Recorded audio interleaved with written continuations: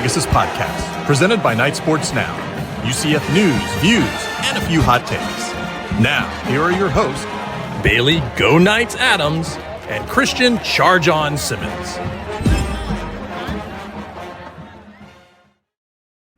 Welcome into episode 278. Be sure you're following us on Twitter at BaileyJAdams22, at @ByCASimmons, at Night Sports Now, and at Pegasus Podcast.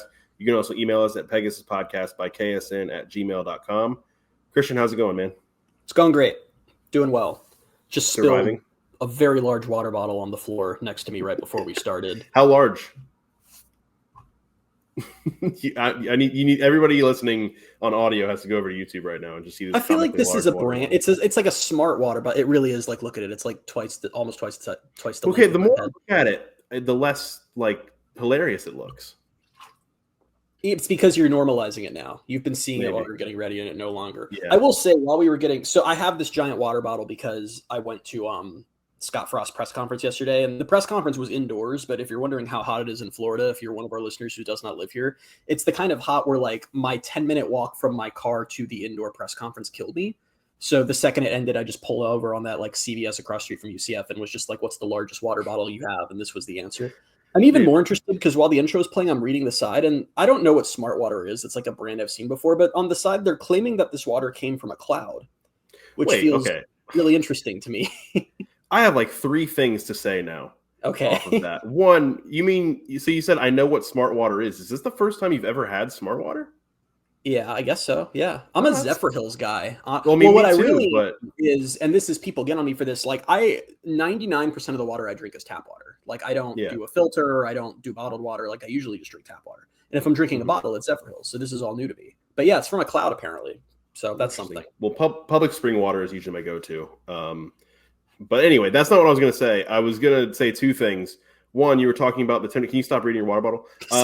There was you saying the 10-minute walk to your car. I can maybe one up you here because I got in from Bucks practice this morning and I was talking on the phone with my dad, and I was talking about how hot it was and how I did not want to go back outside the rest of the day. And my dad was like, "Oh, well," he's like, "I was going to see if you wanted to come over for dinner, but I won't blame you if you don't want to like come over." And I was like, "What do you mean?" And he was like, "Well, I know like," he's like, "at this point, the walk out to your car and getting in your car, you're going to start sweating." And I was like, "Yeah, but I can like put up with that for a few minutes to drive 5 minutes down the road and come have dinner with you guys." So yeah, it's that hot, by the way. And forgot the other thing I was going to say. So that's cool. I'm laughing because I go have dinner with my parents. Usually Wednesday nights is like our dinner night, and I go have dinner with them. And I'm trying to think of what their reaction would be if I texted them this Wednesday and said, it's simply too hot for me to go outside. So that will not be happening. Oh, I remember the other thing because we were talking about the weather and how hot it was right before we got on the podcast. And I promise we're going to talk about fall camp in a few minutes. But one of my weird things that happens sometimes with this podcast, like while we're talking, and especially today, while we're talking about how hot it is, like I'm looking outside the sliding glass door I have over here, and it was like really sunny. And I'm like, wow, it just still looks so hot out here. While the intro was playing, I looked back up and it's like overcast now. So Florida is just on its Florida thing right crazy, now, man. because it is overcast and probably going to rain. So, well, here, let me do this. Florida is absolutely heating up. You know what else is heating up? UCF's quarterback competition. With no, it's not, man. Just 4 weeks ago. It really isn't. It actually feels like it's cooling down. Yeah. It feels like every time. So if you've been on Twitter today, you've probably seen this. If you've not been on Twitter today, fall camp obviously began today. Happy fall camp to you, Bailey, by the way. Happy fall camp. Made it. Football's Another back. fall camp. A little more of a less hyped fall camp than we've had in quite a few years here. But it also feels weird that, like, I don't know, it's just the way the calendar worked out, but usually fall camp is like the first Monday of August. Yeah. But the first Monday of August isn't until like, what is it going to be, like the 4th? Friday. So... Or no, yes, next week. The first Monday of August is first not Monday on of August is on Friday. I was thinking when the first day of August is. But yeah, yes, that makes so July 28th seems early, but I guess it's really not because it's July 28th. The first game is on August 28th, so we're 1 month from kickoff. But yes, fall camp is underway. Players reported yesterday, and we spoke to Scott Frost, and some of the assistant coaches spoke, and then today practice began. One of the clear signs of the Gus era being over is that media got to watch a really significant chunk of practice here, and there were things there that I feel like Gus would be pulling hair out of his head if they had gotten out while he had been the coach here. But one of the things that we got to see was all three quarterbacks throwing interceptions and looking varying levels of inept through various videos posted to social media by media members. So I think it's great that I was going to say all the various camps, but it's like the UCF fan base, I feel like, is divided into two firm groups as far as the quarterback race. Like, this isn't so much Mikey versus the other guy. This is like, there's a big chunk of the fan base that really wants it to be Jakari. There is no chunk of the fan base that wants it to be Fancher. And there's a chunk of the fan base that seems to either just not care or not have an opinion. Like, that seems to be where things are at. And I've said this to you because you are a little bit of a Jakari truther. Is that fair to say? Yeah, a little bit. I wouldn't say I'm all in. I don't think any of the options are that great. No, but you've been. I sense that you've been taken by him and some of the hype here and there over these last few weeks. And I could be wrong, but it feels like the only reason fans like Jakari is just because he's like the one they've seen. Like, nothing he did last year has me excited for a Jakari. Jakari starting at quarterback. Do you remember what turned me? Not really turned me. I don't want to say this is officially what turned me around on. Do you remember my reasoning for liking? He posted a highlight video of himself. He posted a highlight video, and not just that. I sent it to you, and I was like, he looks so sick in this. And then also the background song he chose was "Linger" by the Cranberries, and I was just like, I'm all in. He's my quarterback, and I hope he's my quarterback forever. So, well, we'll see if he's the quarterback for a single game of 2025. But yeah, here we are. I don't know, like, so I'll go back real quick to the idea that we actually got to see quarterbacks throwing passes, because I forgot how much changed under Gus, because I saw a clip of a quarterback throwing a pass and I'm like, oh wow, media like actually is getting to watch practice. Like, that's not normal. And then I'm remembering, like, well, no, it's not normal in UCF's, the last few years, but I think media usually gets to watch a little more practice than what Gus did. That just became the norm. Under Gus, it was a lot of like warm-ups and stretching and like a little bit thrown around. This was like this was real practice. We have video of Nigel Kelly dropping into coverage and getting a pick, which is the type of thing that Gus would have like locked the doors and demanded everyone's phones if he thought there'd been a video of that this time last year. So that's the other thing is, remember, like, not just last year, but every camp under Gus was like, you would get the highlights put out by UCF and that's it. And they would never show who threw the football. Yep. And so you'd always just be like, I think I saw like half of that guy's number on his jersey there. Who do you think it was? So it was bizarre to actually get not just actual video of guys throwing passes, but video of each quarterback throwing an interception or a bad pass. So that was wild. I think that's kind of beautiful that we did. Like, it was perfect equality that every quarterback got to have just like a terrible throw broadcast out to them. I think the worst one, which is bad for my narratives, that I just still am in the camp that I just really think it's going to at least to start be Taven. He might have had the worst throw that was publicized today. So that's cool. I was finding funny because like you and I were texting earlier and like we're both like, well, which one was the worst? And like the fact that we're even there is why I say maybe the quarterback competition isn't heating up. It's just kind of Jakari was pretty bad too. Jakari underthrew a deep ball by like 10 yards. Yeah. But I do want to be clear because I feel like listen, this happens every year. Let's throw in the disclaimer. 5 clips from practice don't mean anything. Dude, like, this doesn't actually have any bearing on the season. We're just going to talk about it because it's what we have. It's overanalyzed every single clip we get season, and that's why I love this time of the year. And I love this time of the year for about a week, and then on next week's podcast, you're going to hear me say, "Can everybody just shut up? Like, we don't know what's going on, and we'll just see what happens game 1." That'll be next week. What we can analyze, in addition to the many bad passes, is Scott Frost did talk about his mindset on the quarterback situation and where things are at, and I thought that was interesting for a couple reasons. The first reason was, it wasn't necessarily what I was expecting to hear. And the second reason was, it was just so starkly different from not just how Gus would talk about when selecting a quarterback, but kind of how he would actually go out making that decision. And the caveat I want to throw in before we even say what Frost said was like, it's always, I'm not saying I don't believe him because I do, but I do think it's always easier to say this type of stuff and then we'll see what actually happens. But Frost kind of sounded like the anti-Gus when he was talking about it. He was asked when he would have liked to have a starting quarterback selected, and he said he would have liked to have one picked 2 weeks ago, but it's fine because they don't have one yet. And the language he used a couple times he said, we're not going to anoint anyone, which I thought was really funny because that was quite literally what Gus would do. And then it would just be like, why are we having a competition? And the other funny thing I thought was, he said that a quarterback competition is going well. He said most of the time when you're about to select a quarterback, you know that he's the guy because everyone on the team knows it's the guy. And I was thinking again back to 2022 when everyone thought it was going to be like the team was under the impression it was Mikey. And then Gus was like, well, actually, we brought in this guy through the portal. Frost talked about how he said he doesn't care how much, they're going to play, whether you're a freshman or a senior, whether you're making a little money or a lot of money. If you're the best option for a spot, that's where you're going to go. But Frost said that he feels good about all three options. He thinks they're all talented. He says that he's been in situations on teams where he's had no guys who were as good as those three. Mm-hmm. We'll see what he happens. said that at media day too. Yeah. The most interesting thing he said to me, which was kind of, to me that he said that I thought was interesting, was that he said that if game one comes and no one's emerged, then the competition will just continue at that point. Which that was new information. It doesn't surprise me, but it's pretty unusual to hear a coach just straight up be like, yeah, if this isn't settled by the season, we're just going to still try to figure it out. But that is yet another example of why starting with 2 fake games is lovely, because that will give them a little more time to try to figure things out. I thought like 2 years ago, you said you were going to stop calling them fake games. And now I feel like you're doing it more than ever.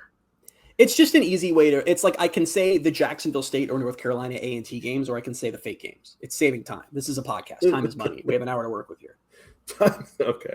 All right. No one's stopping us from whatever.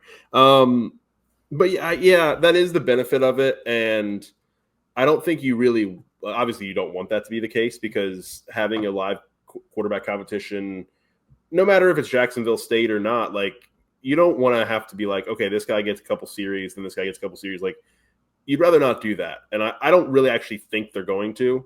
But going back to what you said about him saying it doesn't really matter, I don't care if you're making the most money or the least money. I hope that's true, but also it's hard for that to be true these days. I think, yeah.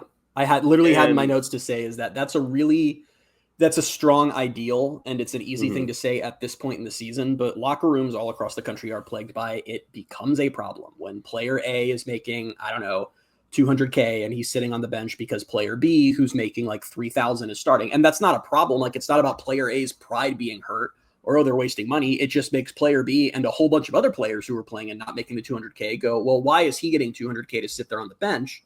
And I'm out there contributing and helping this team win games, and I'm not getting that money. That's how things get at it. That's how a locker room starts to unravel during the season. And that's not a unique to UCF problem. That is everywhere in college football right now. But I do wonder if Frost this is going to be his first season really dealing with all this stuff, because it was not like this when he left Nebraska. And I just wonder if he's going to be a little surprised when the season gets here of how much that stuff is going to matter when making these decisions. I don't want to keep harping on 2024. But this conversation right here is why it's still so bizarre to me that they never went back to KJ. Yeah. Because he was making a lot of money. Maybe you thought, all right, he's not the guy. Once you figured out, okay, no, we're not going to go with EJ or Jakari. The fact that they went to Dylan Risk before they just thought, hey, let's go back to the guy that these boosters paid a lot of money for, like give them some semblance of return on their investment. Because we've talked about it before. Like they might have gone to a bowl last year if KJ just plays the whole season. So it's increasingally bizarre the more I think about how they didn't ever go back to him or even like think about going back to him. But that's not what we're here to talk about. But I couldn't help it, because as we're talking about that, I'm just like, well, this played out last year where you've got KJ on the bench making all of this money. And that's crazy to me. But we're not going to, because it's over and there's no point in talking about it. But if we wanted to, we could one day just do an entire podcast on ranking the weirdest quarterback decisions Gus made, and that would be so on the list. We've talked about wanting to do that, but I think the time is gone. Yeah, the time is unfortunately past, and it's time to talk about current college football. But I'm very curious. This is such a weird one, because I feel like we were very. Is it fair to say that I think both us and the fan base in spring were just very kind of lukewarm on where the quarterback battle ends? Like it was nothing like the fierceness of really any of the ones from the past few years. I'm feeling it a little more now that it's just like 1 month from today, one of them's got to go out there. And to your point on how it's not ideal to get to the first game and still not know, it's also not ideal for team chemistry and for practice. Like you want to start giving most of your reps to the guy who's going to be the starter. And if they can't start, like it can't stay at 3 for more than like this week. Like they cannot be splitting the reps 3 ways. Like someone's got to start losing reps at some point in the next few days here. So we'll see. But it's so weird to be like, I don't know. It's weird to be a month out from the first game of the season. Really, I still am very confident it's going to be Taven, but really truthfully not having a strong clue of who the quarterback is going to be. And also I'm just still kind of indifferent, because I just don't know how much of a difference it's going to make depending on which of the three it is. That's what I wanted to ask you, because obviously you outed me as a Jakari truther, which I've maybe referenced on the podcast. Like, it's not like a diehard thing, but I would prefer him. I don't know, because we've been talking about this for 6 months now, and every time it kind of just comes back to like, it'll probably just end up being Taven though. And I know you've been operating under that probably even more than I have, and that there's not even really a chance for anyone else. I don't know who you want to start. Do you even know, or like, do you even care? Because you said indifference, and I kind of can see that manifesting. Yeah, I mean, I swear to God, this is my answer. And I don't know if this is like a bad answer to drop as a podcast host of UCF Podcast. I could not care less. Like, I have no, like, I seriously, I'm not pulling for anyone. Like, there's no, I'm just along for the ride. And I think part of that is, and I hope to be wrong on this, like, I would love it if someone can throw this audio in my face in a few months and say, hey, Christian, you're an idiot, and I'm going to stop listening to your podcast, 0 stars. Like, I hope that's what happens. But I just don't think there's, yeah, it has. I just don't think there's enough of a difference between these three guys where who they pick is going to make a significant difference this season anyway. That's why I want it to be Jakari. Pick whoever you want to roll with. I mean, that's why I want it to be Jakari, because I think he has the potential to be the most fun.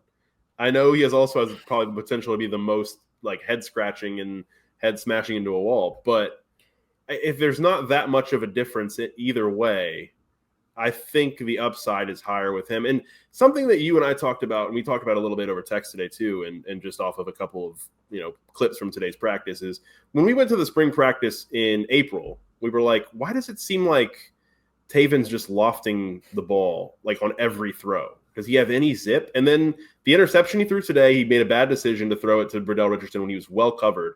Not only did he make a bad decision, but he just lofted the ball again. And I'm like, why is he throwing it like you and I are playing catch in my apartment? Like, he doesn't want to break anything. I have never in 4.5 years of this podcast pretended to be like a football expert or anything along those lines. I try to be very upfront about my knowledge and where it is at, but I have watched 2 full practices of Taven Jackson and then some clips from today. And in every throw I've ever seen him make, it's just this sort of soft touch lob on the ball. And I don't understand why. I don't know if I don't understand it. I really don't. And then the funniest thing, and then there's Jakari, who like puts everything he has into every throw, but in like the worst way possible. Like, it's like they could not be on like far ends of the spectrum.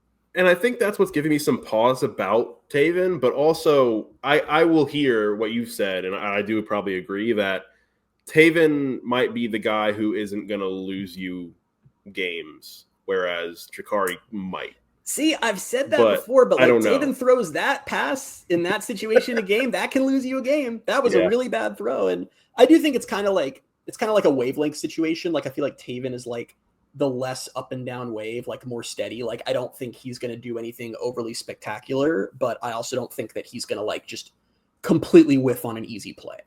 And I think Jakari is more the guy. I don't know, because that was a bad, like, what he should just not thrown that ball. That should have been a throwaway or whatever. But I don't like the example I'm trying to make is like, I think he'll just kind of be out there and he'll be the guy.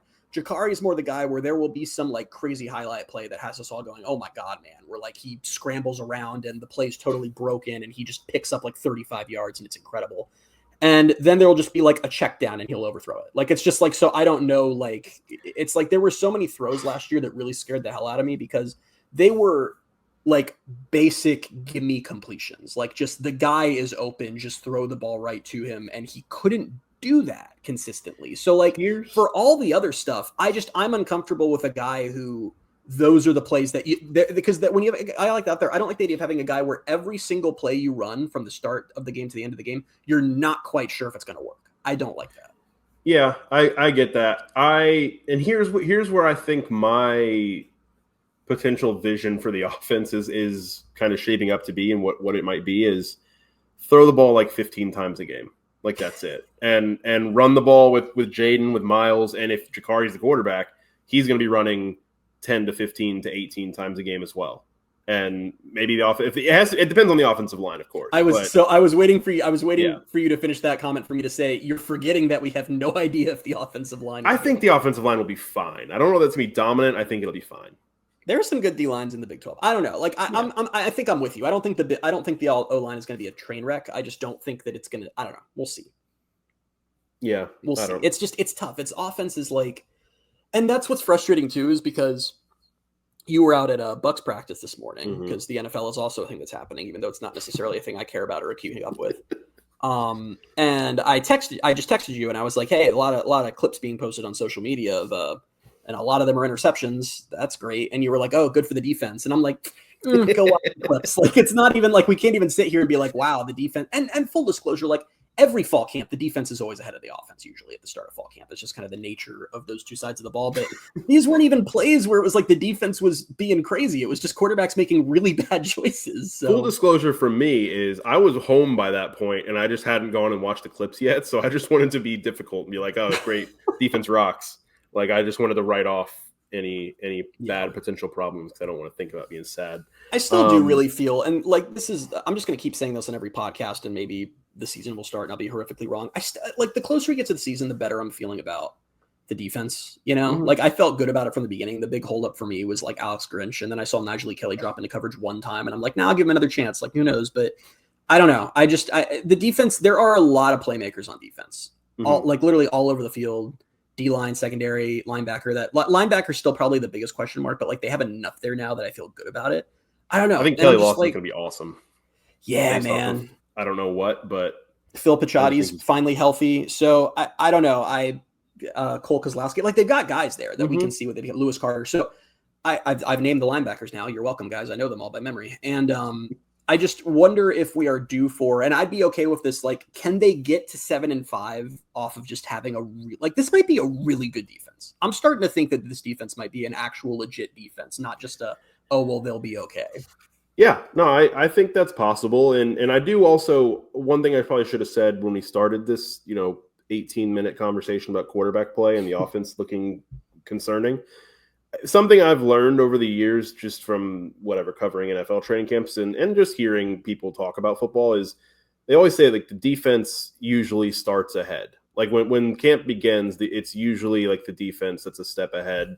And so I don't know. I think with the situation with UCF, obviously it's different because we have these preconceived notions where it's like this offense might stink and this defense might be awesome. Right. So day one, we're just gonna be like, yep, that's the case.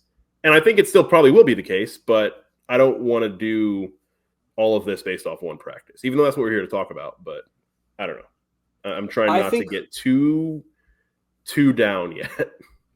I'm not down. And I think part of the reason I'm not down is I just have no expectations for this season. Like, just go out there and have fun, kids. Like, whatever. It's year zero. Like, this is again, things that you should so not say if you're a podcast host. This is essentially a lame duck season. And it was really hitting me more than ever in that presser with Frost yesterday when he's talking about, they have 70 new players on this team. Yeah. 70 new players. There has never been a situation like this in UCF history. It's basically like this is year one of the UCF football program. It's a new coaching staff. It's 70 new guys. It's like starting a football program from scratch. So it's just like this season is just go out there and have fun. Like, it just feels like unless they find like some young guys who hit early and end up being really good and contributors, which maybe that happens. It's almost like the season isn't even really going to have a bearing on the Frost era, which is like we've talked about. It's just kind of this weird one-off year zero where they had to slap together a roster really quickly. So it's just hard for me to get like too worked up one way or the other. But one thing that I really do like too is we're talking about like, we just don't know if the defense will be better than the offense, that the offense will come together.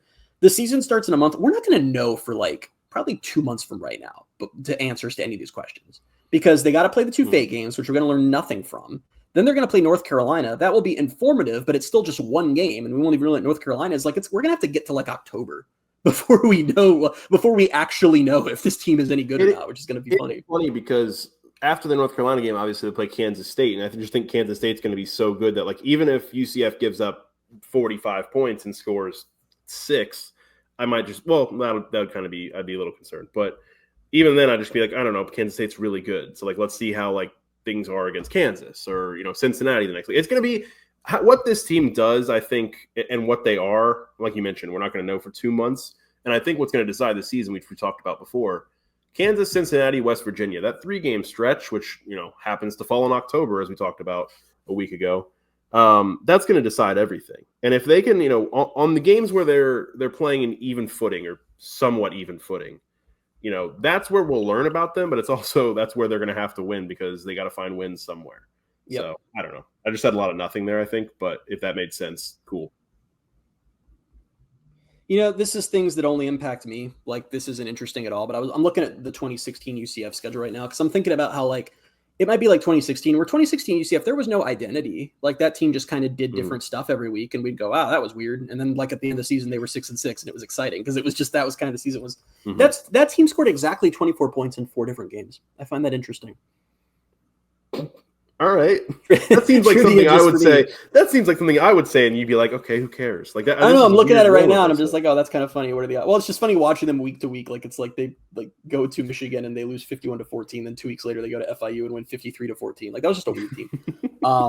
But yeah, I mean, one thing that, speaking of just like the talent on the team and where they might be, the thing that Frost has said repeatedly, and he reiterated a lot yesterday, was like, he said along the lines of he likes the talent they have on the team. He has, and listen, like, unless things have dramatically changed, which I know they have because it's been years, like, Frost was never, when he was here at UCF the first time, I remember, he was never one to overhype things. Like, I know Gus was kind of like, people accused him of doing that sometimes, and I'm more of the opinion, I think Gus was just really did not have a good sense of where the team was at more than he was intentionally overhyping them. But Frost always sort of told it how it was. Like, when things weren't awesome, he would say that wasn't awesome. And he seems to really like the talent on the team. What he keeps harping is that it's all unproven. It's like he likes the raw talent. It's just, can that talent come together to be a team? And I feel like that's just, it's not the worst spot to be in. Like, I don't believe that UCF has the least talented roster in the Big 12 this year. I absolutely do not believe that. But there is something along the lines of when it's 70 new guys, like, how much of the season will have gone by the time they're playing together like a team is what I'm curious about. It's such an interesting parallel because I think sometimes we've talked about it in the past too, maybe especially the last couple of years, where UCF men's basketball is turning over the entire roster. And it's like, all right, these are 5 new guys having to learn how to play together. This is 70 plus new guys trying to figure out how to play together. Obviously different sports and it's a different adjustment period, but it's going to be interesting. And like you say, like, it's not going to really like determine anything. Like, by the time they might come together as a team and like actually kind of be gelling, season's going to be half over, and then a quarter of these guys are going to be off to the NFL or out of eligibility or whatever the case is going to be, and another quarter is going to hit the portal, and not, another quarter is going to just still be around but didn't really play much this year. So it's weird. It's going to be a very weird season, but I think it could be fun. I'm just here to have fun. I don't really care. I think it could be a fun season. Like, that's what I kind of keep falling back to is. And my parameters for it have still been very, very like low bar of, if they can make a bowl, I'll be thrilled. If they could avoid a 3+ game losing streak, I would be absolutely overjoyed. So the bar's not high. It really isn't. Yeah. It's funny because I don't know, like we're saying all this and I think it's true, but at the same time, I'm thinking to how the season plays out and how it ends. And I just know that I know how the human brain works and I know how our brains work. And it's like, if they go 7-5, let's say that things click, they do well, they beat North Carolina, and they go, what would that be, like 4-5, like 4-5 in the Big 12? Yeah. I know if that happened, and say they even win a bowl game and go 8-5, we're all going to be far more optimistic for the future than we are right now. If they were like to win 7 or 8 games this year with a bowl, we will be far more optimistic and say that Frost knows how to coach. This is great. Things are on the right track. And if it's the other way and they go like 3-9, we're all going to be like, UCF football is dead. Like, that will be our take. And what's funny is I just don't think either of those things really factor in that much to what happens in 2026. I really don't, just with the way this season is set up and with the way recruiting in the portal is set up now. But I don't know. It's just, I know that's how our minds work and that's how we're going to react to what happens. The only way it does, though, is in the way of like Frost and his staff's eye for talent. Like, if they do win 7 or 8 games, we'll say, wow, like the fact that they were able to put together a roster that could do this is kind of crazy. And sure. I think it almost works more to that. It works more on to that end than if they go 3-9. I'm not going to really sit here and be like, wow, Frost can't find good players. That's awful. Like, I think it'd be more so like, I would be a little impressed if they can somehow, like you mentioned going 7-5, winning a bowl game and being 8-5, like doubling your win total. I mean, they went from 0 to 6 in that, last turnaround, but doubling your win total when you were hired after signing day, added 70 new players, and were just scrambling and getting back into college football after years out of it. I think there's something you could take away from that. And I do get that, but devil's advocate, the issue with the whole portal system that we have set up right now is, yeah, that's right. What?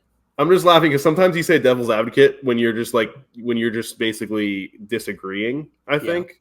And so it's just your opinion and you're saying devil's advocate. I'm actively just about to offer my opinion, but I'm saying it as if it's a counterpoint, even though it's just because I disagree with you. You're quite right. literally being the devil's advocate because you agree with it. If Frost, if they go 8-5 this year, they go 7-5, win a bowl, 8-5, that'd be awesome. We're throwing parades, whatever. And yeah, that's right. We will have podcasts. I know we will. Where we go, wow, that's so cool. And he's such a good recruiter that they went to the portal and found guys who could do that. And the issue is that, who else was getting praised for doing that was Mike Norvell in 2023. And then he tried to do it again next year and they went 2-10. It's just like the recruiting 70 guys, like doing that. If they went and they had to go get 70 guys out of the portal and they found 70 guys and built an 8-win team out of that, that would be remarkably impressive. It's also something that they're never going to have to do again. And doesn't necessarily have a large bearing on it. Has no bearing really on high school recruiting, and it will not be the same portal environment next year. And also, Revshare died after 22 days, so now they're already moving on from that. Like it's just the rules are still constantly evolving. So I don't know. It would be very impressive, but it would not really change what I think they're going to accomplish in 2026. The most optimistic way I could spin that would be Frost continues his streak of when he's UCF's head coach for some reason he can just really identify players. Which is, that would be cool. I can't get into the Revshare thing right now because I'm over it. Like I'm done. I'm done. It lasted 22 days. I thought it would last I thought it would last like 2 months. So I'm done even trying to understand what's going on with this sport and just get me to the season. Yeah, really quickly on Revshare, if you don't know what we're talking about. Yeah, really quickly on Revshare, if you don't know what we're talking about and you just know that was a thing. Yes, on July 1st, we switched to Revshare. NIL was going to go back to being like real NIL, and now schools would directly pay players. That's all still happening. Unfortunately, like they were immediately threatened with lawsuits. So now they've altered it. It is now referred to as a soft cap of $20.5 million because collectives can kind of basically continue to pay players. And those deals still have to like kind of be market value, but even that is already kind of falling apart. So basically, the people are it didn't really change anything except the schools have to pay for 20.5 million of it now. So we're saying like someone needs to wake up the kingdom. I'm going to tell you a thing though, and this might be a really, really hot take is Revshare failing probably bad for UCF, but probably good for the Big 12. Because it's gonna let schools like BYU and Texas Tech, who are building super rosters to compete with the Blue Bloods, like keep doing that. Mm-hmm. I get if you're a UCF fan, that's frustrating. But part of the point I'm getting to right now is just like we don't like this because we're poor can only be an excuse for so long. Like at some point, you just got to figure it out. So and I think part of it too is like we're obviously in an instant gratification mode all the time, probably, and it is hard to kind of just tell ourselves like, okay, this is only year 3 in the Big 12. Like this is still in a lot of ways a building, and you can turn things around quicker these days because college football is different. But this is a giant leap they made. Yeah. And maybe it wasn't supposed to be what we thought it was going to be right away. Like, and I think there's a roadmap where, it takes a little bit of time, but like you said, I think they're just only going to be in this state for so long.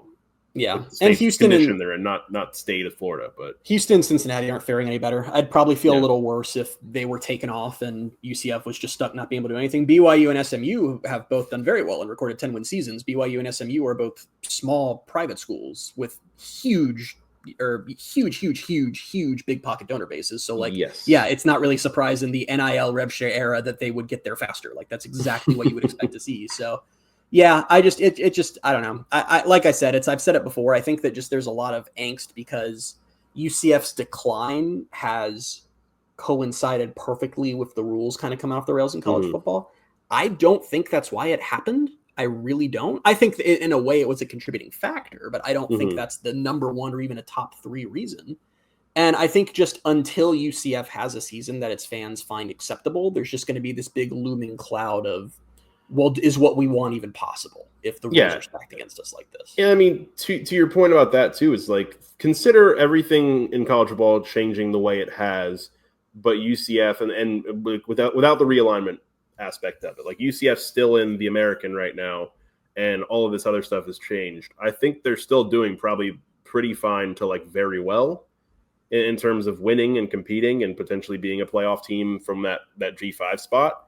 And it's just the fact that all of these changes happen coinciding with UCF jumping up to the Big 12 has made for kind of the perfect storm of like difficulties. And I'm not trying to make excuses here because I think I'm as frustrated as everyone else is, but I think that's like, it's hard. I'm just saying it's hard to take a step back and acknowledge that. And I think sometimes there are times where we probably should. This has gone from fall camp into like, I know. I don't know how we did this. I'm sitting here now and I'm like, this was not the conversation I meant to have. I mean, guys, I get it. I know there's junkie who probably just really sick of this, the non-football talk. And I promise we're going to put it down once the season starts, but it's still like kind of the off season. So it comes up, but yeah, I don't know. I guess we can go back to the team. Let's do it. Wait, actually, no, we can't because the next Frost comments we want to talk about are actually about this. So we have to stay on this a little bit longer. We could have had that whole conversation. We just led with the Frost quote, but we did it the wrong way. Yeah. But anyway, what do we care? We've only been doing this for 4+ years. We don't know what we're doing yet. Just like UCF for the Big 12. But anyway, Scott Frost had a very interesting comment, and he used a specific word that I certainly would not have used if I were him, and probably if I'm a player would not want to hear my head coach describe me as this way. But anyway, his quote was, and I'll just read it out verbatim so I don't get anything wrong here. When you have 70 new players, there's still guys in our meeting rooms that don't know who somebody else in the room is. It's really hard to build a team when you have a collection of new guys. I hate to call it this, but a collection of mercenaries to some degree, because guys are getting paid now, and some of them are here for those reasons. Mm-hmm. UCF's a team full of mercenaries. So what's interesting, and I didn't end up getting to finish all of the press conference today, but Jaden Nixon said like something, not the same thing, but Jaden Nixon, running back, obviously, he said something because they asked him about 70 new players and how they all come together, how they can all come together as a team. And he said that like when you're getting to know that many people, it is like you find out people are here for different reasons. And some of them are just here because they're getting paid, but some of them are here for this reason or that reason. So I think there's an element of truth in what Frost is saying. I just think saying it that way probably isn't productive. Because, I mean, it just seemed like when we've talked about this off the podcast, like it doesn't seem like anything he has to think or say about this topic of NIL and the portal is productive. It's just kind of him being like, yeah, where we're at right now is not sustainable and it sucks. But it's like, okay, like you're going to have to just operate within it for now until something does change. Yeah, I think I couldn't describe it better than saying it isn't productive because to your point, it's not wrong. I think we all understand that. We should do a fun game. We're not going to do this because it would be like improper for a podcast to do, but it would be like very fun to like do a game where we like each make a list of our top 5 who we think the mercenaries are, like which players we think are just here for the money and don't care about UCF. I feel like that'd be fun.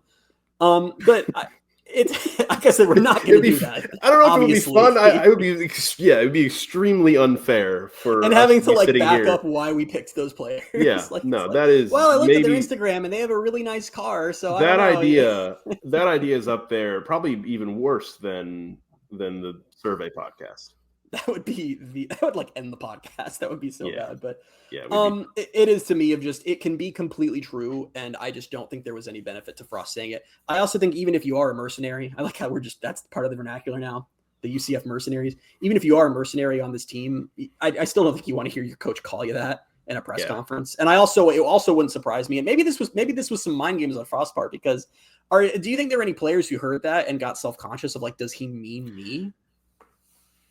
Maybe, possibly, and I also think, I don't know. I was gonna say I also think like there could have been like you could be saying they're a mercenary and that like they're here because they're getting paid, but that doesn't mean like if a guy is quote unquote a mercenary, it doesn't mean in this context that they don't care about like they it's not just themselves, like they want the team to do well. Let me ask you a personal question. You can be getting paid a lot of money. And then the team being like, if the team sucks, I find it. These guys are competitors. Like, if the team sucks, I don't find like a lot of us are just like, oh, what do they care? They're getting paid a lot of money. Like, no, it sucks to lose. Yeah. So they're I sitting think in the there. Average fan really, the average fan and the average just everybody in the world really underestimates how much of a competitor you have to be to even make it to becoming a college athlete. And the guys who make it that far off of sheer just like athleticism and aren't competitors, they thin out pretty quick. They're the guys who burn out and end up not getting on the field. Like you have to be a competitor just to get this far. I want to ask you something, Bailey. Mm-hmm. Are you good at your job? I would think so. Okay. I like to think so. What's the main reason you're at that job? Getting paid. Okay. You're a mercenary. Yeah, I mean, that's most people are at their jobs because the job pays them money. The vast majority of people that in the world, that is the main factor of why they are at their job. So I just don't, it's always weird to me. And I think it's just still this sort of like sacred college football was different. It was a brotherhood and blah, blah, blah, and whatever. As like, it's, they get paid. That doesn't mean they're going to be bad. That doesn't mean they're going to go to their job. Like the NFL, are there, you tell me, because again, I don't really follow the NFL that closely. Are there stories in the NFL of like, oh, he gets paid a lot, so he's not going to care when his team sucks? I think those accusations are lofted in the NFL. I don't know how much. Like, I'm sure it happens. Like, there's a thing where like a guy's in his contract year, he balls out, he gets a fat contract, and then after that, he just kind of like fizzles out again or whatever. But I don't know. A lot of it is talked about. A lot of it, and again, I think it's more so speculation and accusations than like, there's this in the example. And again, I will say there are examples of players just not caring enough and not taking care of themselves once they get the money, fine. But I think that's far more the exception than the actual norm. I'm glad you also brought this back to the NFL because I want to do a personal clarification that nobody cares about. But when you ask me if I'm good at my job and I said I'm there for the money, I'm talking about my full-time job because the job I do with Pewter Report and getting to cover the Bucks, that I do for more fulfillment than the money. So I just wanted to because I don't know how many people are listening and they're like, doesn't this guy like cover an NFL team? I didn't like, think that about that. job That's seems my like bad. it would be so awesome. That's and it my is. bad. It's awesome. But that's, Bailey has two jobs, which I still don't understand how you like balance those things. But congrats on your two jobs. I don't. Yeah. I mean, I have to, but I'm only in this podcast for the money. I don't really care about I have two jobs in the podcast. All those dollars from our non-monetized podcast is really it's not two jobs and a responsibility to talk to my friend every week for an hour about UCF. I know it's so very taxing, but it's a third job, really talking to you. That was so mean. But anyway, I mean, and I don't want to like fully discount what Frost is saying because I think where the mercenary thing does become a problem is like, say that UCF, and I think we even maybe saw this a little bit on some past UCF teams. Say UCF just stumbles out the gate. I do think there are guys who like if they're either seniors or like they know they're only here for a year and they've gotten their paycheck, they might just like it might be easier to check out and not like dig in and really try to like get the team out of a hole. But I guess part of what I was interested in was Frost was framing the mercenary issue like that's an obstacle to building a culture. And I don't know. I just think that those can coexist. I think a player can go to a school because they are paying him money and he wants that money and also still be a productive member of that team's culture. I think those can both happen. I really do. In fact, I think that's what will happen most of the time. Right. And that's what I was getting at with the competitor thing is like, they're getting paid, sure, but they also care.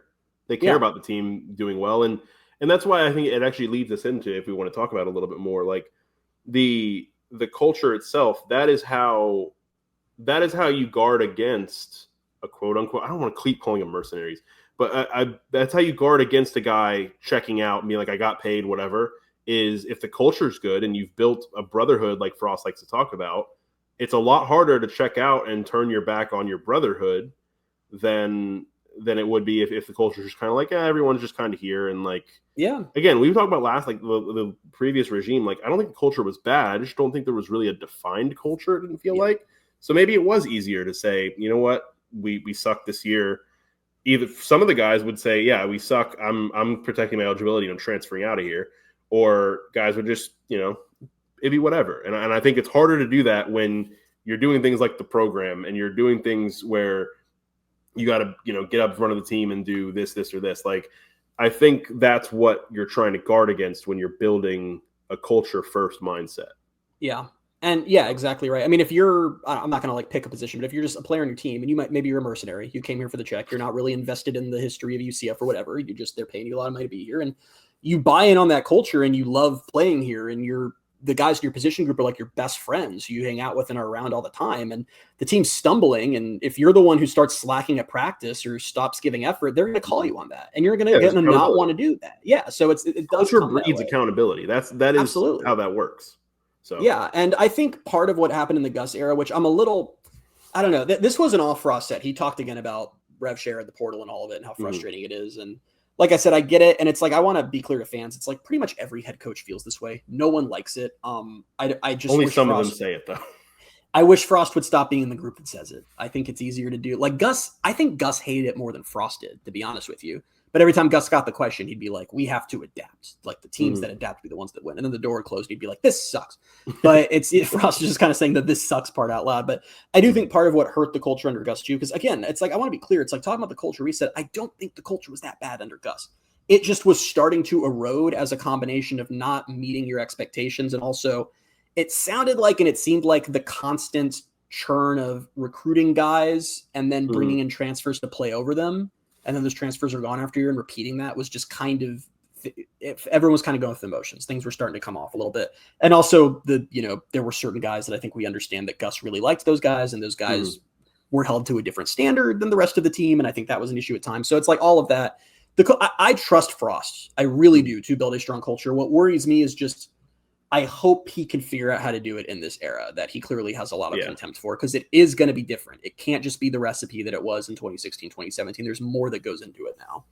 I think that's another good segue to another thing he said, and I found pretty interesting. And I think it's something we all kind of believe, but it's also, I don't know. I'm in two minds about it of two minds about it.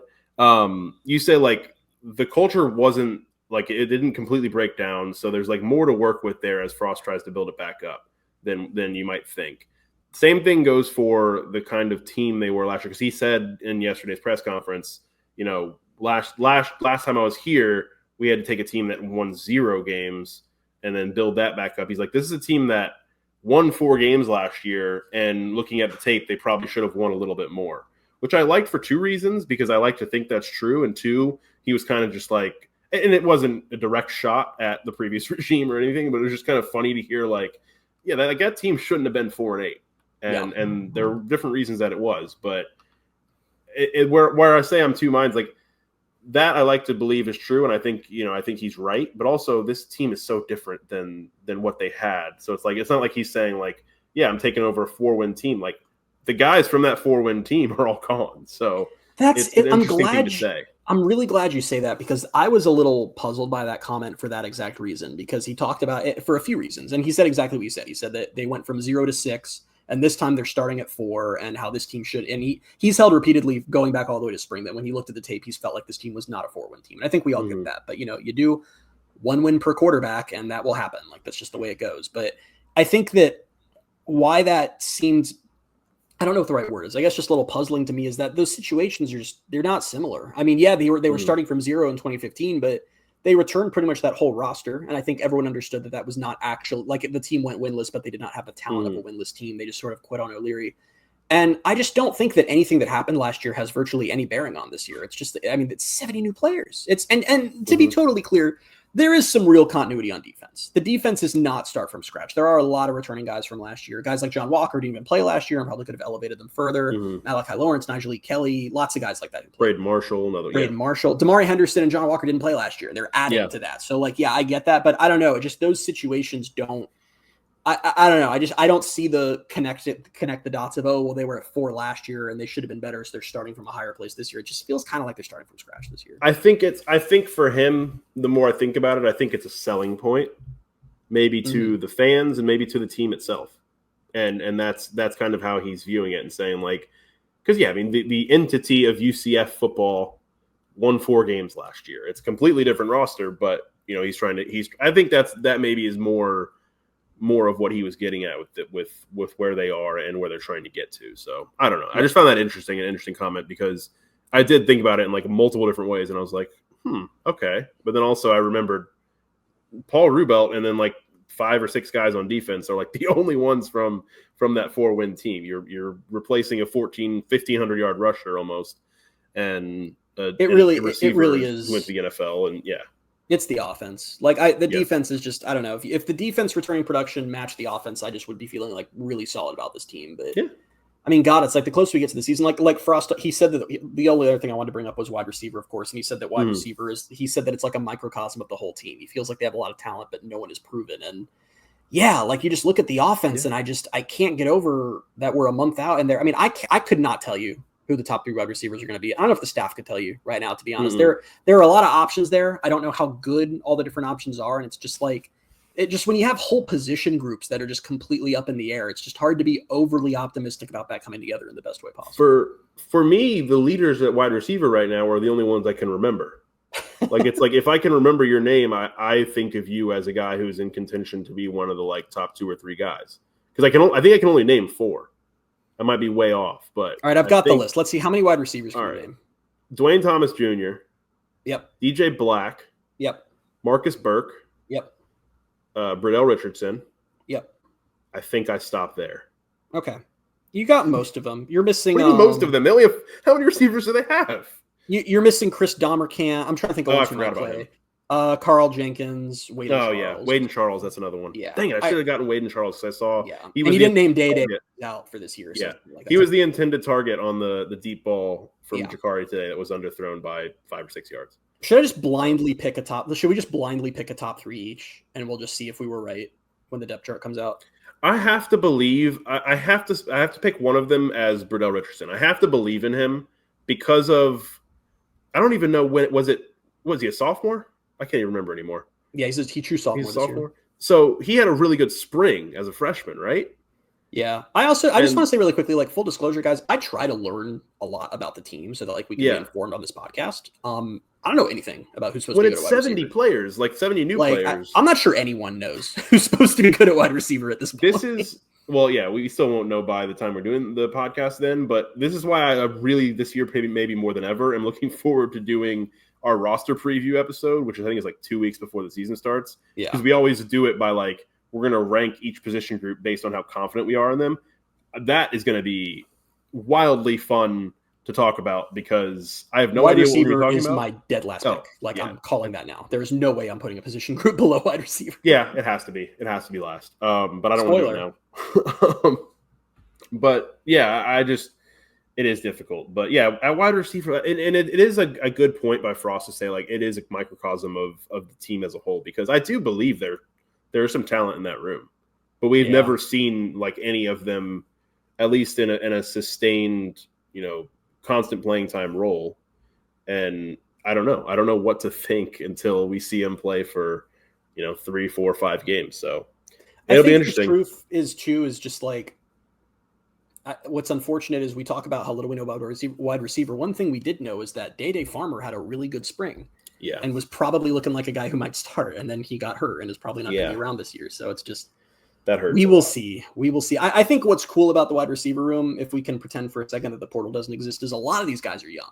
A lot of freshmen and sophomores. And it might not be the most amazing group, but if they end up like starting like a couple young guys who have promising seasons, then assuming, you can pay to keep them, those are real legitimate building blocks for 2026, which that's one thing that I don't think we're talking enough about, where you want to talk about what's actionable from this season is just give me some young guys playing well where we can feel like they're building. Because I feel like that was where a lot of fans started to get frustrated in the Gus era. It wasn't just the lack of winning. It was the like total reset of who the top players and the most important players are going to be every year. You had some consistency. Like you had, I almost said his name. You had the guy whose name we don't say anymore. You had RJ Harvey. Like you did have some guys who stuck around, but largely the biggest playmakers every year were just like new guys over and over again. And that wasn't all for at wide receiver, oddly enough. Yeah, because we had multiple years of Javon and Kobe. Yeah, that's funny to think about. Both transfers too. Yeah, and like I said, that wasn't all UCF's fault. You can't hold on to everybody, but I just innately feel in my bones like I'm some kind of prophet, and I could be wrong, and this could be just pure unbridled cope. I just feel like Frost is going to be better at retention than Gus was, because I just don't think Gus valued retention. And it seems like Frost values it above all. So we'll see. So I have two different things. We got to wrap up here pretty soon because we got to do news and pick that portal player. But two final things, I guess, from me, just some remembering more stuff that Frost said that I found interesting. Is almost on the portal point. He did kind of say, like, I can't really think about it too much right now as far as retention, but he said if we get to the end of the year and a lot of other schools are coming after our guys, it probably means we had a pretty good season. And so like that's a silver lining of it, I guess. Like if you want to have some fun this year and like everybody's like, oh, well, we have to worry about this guy leaving or this guy leaving. Like if they play well enough to leave or to attract interest otherwise, although now I say that, it's not even true. So never mind. What do you mean?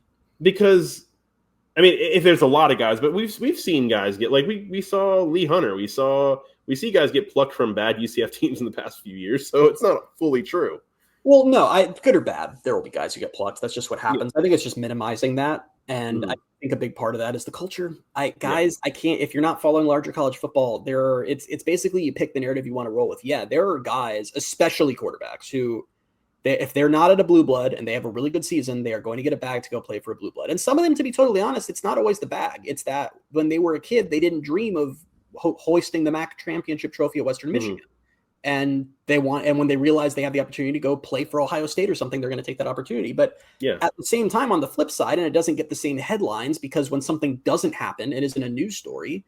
There are tons and tons of players who are turning down larger offers to stay at their current school because they don't want to leave. They like their situation. They like they like their coaches. They like where they live. We call that the Josh Hoover. I've been bringing him up every time we talk about that point. And Josh Hoover doing that and staying at TCU despite Tennessee coming in and being like, here's all the money. And he was like, no, I'm staying here. Yeah. And the reason you don't see it, and that was a news story because it leaked out from Tennessee's side, but it's like most of the time it's like breaking news. Nigel Kelly decides to not do anything is not like a news story, but when it's like breaking news, Lee Hunter leaving for $2 million, like, so it's like, you just don't see that side of it. But I just hope fans understand it's not this hopeless world where every young player who's good for UCF this year, they're going to be gone next year. And I think that Frost is such a guardian of the team's culture and is so focused on building a place that players want. I mean, I like thinking of him as Scott Frost, guardian of culture. Guardian of culture. That should be his title. Sounds pretty cool. His players just had such a bond with him and loved him so much when he was here at UCF the first time. And I had never seen anything like that before or since at UCF. Really never. And that was unusual. And maybe that was a special group of players. Maybe he's just that type of coach. I think he's just that type of coach, and I think he can do that again. So, because the thing is that people don't realize is that even through adversity, like in 2016, when they were building back and there were some really rough losses and they ended on a 4-game losing streak, like other than a couple situations, like the players stuck with him at that point and stuck with that. It still had that culture and that like family-like bond. So I think he can build it again. Yeah. Last thing I wanted to say, just maybe this actually is a good place to leave it on a positive note, is as questionable and unproven as the wide receiver room is, running back, I think that's going to be the strength on offense. And we've talked about it before, but Frost even kind of said, like, he mentioned Miles, who he's really excited to get that opportunity to kind of be the lead guy and take over for RJ, while also mentioning Jaden Nixon, who I'll talk about again in the news here in a second. And then he mentioned who we were kind of wondering in spring. We're like, is Stacey Gage kind of like here for fall? And like he keeps bringing up Stacey Gage as another one. And obviously they've got the freshman and Tavion Swent. So that is a group where they're 4 deep there. And I think Frost is going to find probably a way to use at least 3 of them, if not all 4, I think. Yep. 100%. So yeah. Anything else you want to get to before we move on? Not a thing. Great. That was a lot of like, we talked about some like different positions here and there, and then just had a giant philosophical thing. That's kind of how our podcast goes. I can tell you wherever you go to get your UCF content, I promise you, we just offered you the most philosophical take possible on the first day of fall camp. So enjoy. Football news. UCF announced game themes for 2025. Full disclosure, I thought they already did this, but they put it out last week again. Jacksonville State will be the first Frost, which I think that was like the biggest, most talked about point. Or first Frost 2, I should say. First Frost 2. North Carolina A&T is UCF Salutes and Family Weekend. UNC was Big 12 versus ACC, which I don't know if they were just like, oh, we got to put something for this, or if that's I don't know. That threw me for a loop. Kansas is obviously the Big 12 opener. West Virginia was homecoming, which I think that was already announced. Houston, the space game was already announced, and then Oklahoma State as the last game will be senior night. So there you have it with those. Big 12 versus ACC is not a theme. Like, what's the theme? It feels. I'll let it go. You know what? That feels like college basketball. Like when they have the like it's the challenge. Like, yeah, they have those in college basketball. So that's why it was like it'd be cooler if more Big 12 teams were playing ACC teams and like it was tracked as like Big 12 versus ACC. And you saw. I guess I'm curious how exactly that will be executed as a theme on game day. I don't think we'll see. I could be wrong. I don't want to. Yeah. Former UCF offensive lineman Sam Jackson signed with the Jets. He was in the UFL most recently, and he signed now with the Jets in training camp. And then Jaden Nixon was named to the Maxwell Award watch list, which is that's the award awarded to the best player in the country at the end of the year. It's watch list season, so the next actually we'll see with this roster, but we'll see over the next 3 weeks or so more and more of those names in the football news section. But pick that portal player. Pick that portal player. I have news before you pick this portal player, and the news is that this will be the last portal player you ever pick. Thank God. Starting this week, since Bailey's happy, since the season is here, we are almost here, I should say. We are transitioning back to tweet of the week. I have been closely monitoring social media, and over the last 10 or so days, there has been a notable uptick in nonsense, and I think there is now enough with the season here at hand to go back to doing tweet of the week. I know that I have missed it. I know Bailey's missed it. I very much have. So anyway, your last ever pick that portal player until, I don't know, next offseason or something when tweet of the week dies down again. This player played in 16 games for an ACC school before coming to UCF. With UCF, he's had 53 tackles, 10 tackles for a loss, and 5.5 sacks. And he was an all-conference honorable mention. Who is that player? Nigel Kelly. Going out on a high note. I feel like you gave me that one to go out on a I wanted to get some hype for the season going. Let's talk about a portal player who is here and will be very good this year. As soon as you said he's had, as in he's still here, I was like, all right, let me think. And then the first name popped into mind, ACC and still here, was Nigel Leak. But then, of course, with your history in this segment, I started he's tricking me. It's going to be I don't know, some random, could have been. Well, I guess it wouldn't have been all conference, all Big 12 honorable mention, but I started thinking I don't know how you randomly. Edwards came from Pitt, and that's an ACC, but he didn't. I don't know. So yeah. I don't know how you randomly have 5.5 sacks for UCF. I feel like that stands out. That's true. Yeah, it does. But good. I'm glad I got it, and I can go out on a high note like Peyton Manning did. So that's cool. Congratulations. Yeah. All right, that's it. We'll be back next week with episode 279. Until then, you can find us on Twitter at BaileyJAdams22, at ByCA Simmons, at Night Sports Now, and at Pegasus Podcast. Thank you guys so much for being with us, and we'll talk to you soon. Bye, everybody.